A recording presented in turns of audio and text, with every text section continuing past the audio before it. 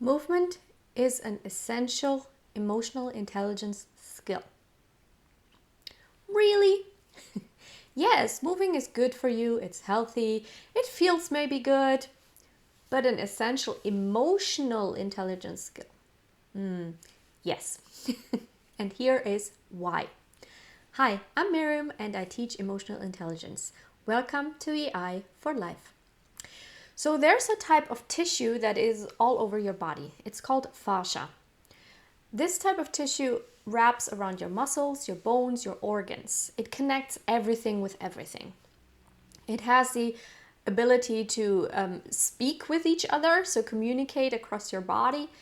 And it is the core part where you feel and sense emotions. So when you take the time to actually experience an emotion, so you don't try to suppress it, but you actually sit with it, you are aware, aha, I'm feeling anger right now, so you take a few breaths and you just let the anger move through you. What it moves through is that tissue.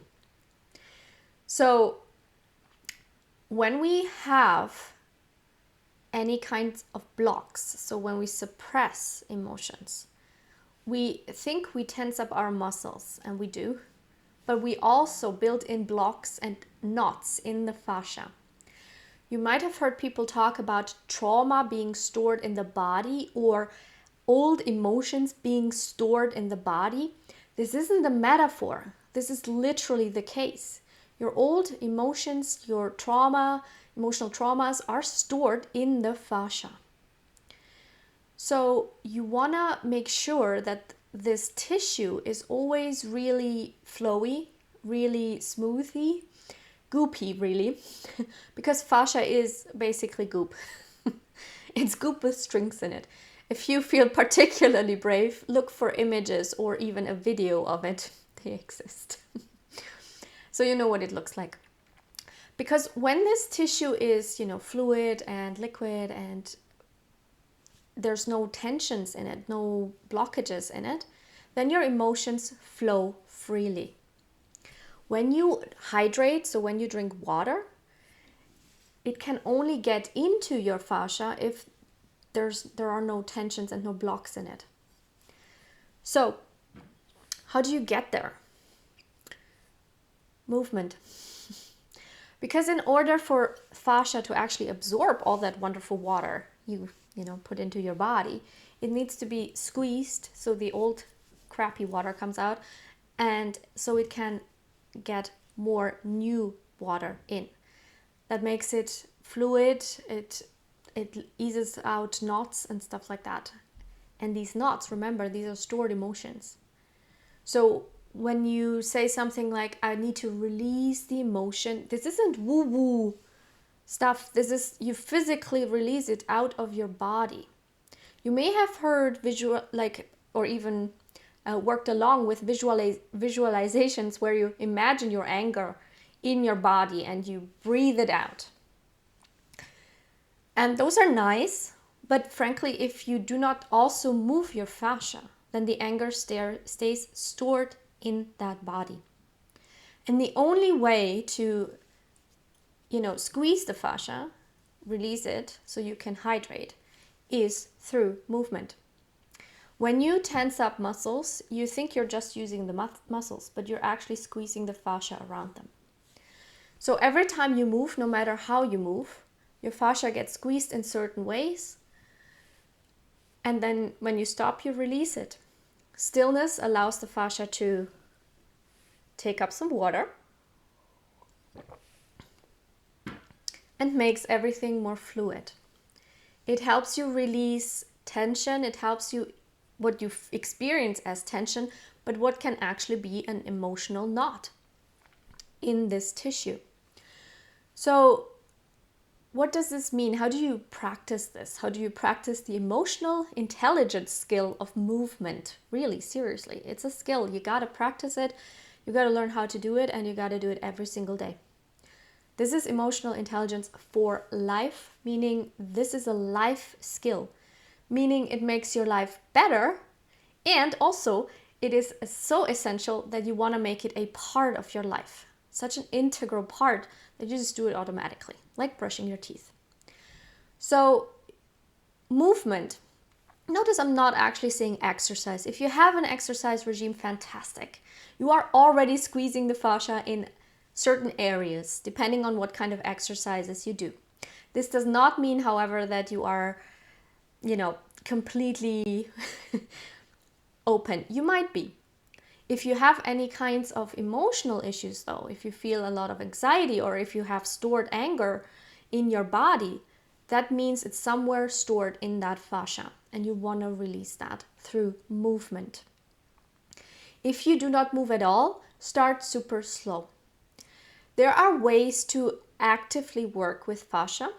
Qigong and Yin Yoga are two of these ways. You can practice each of these. You do not have to practice for long.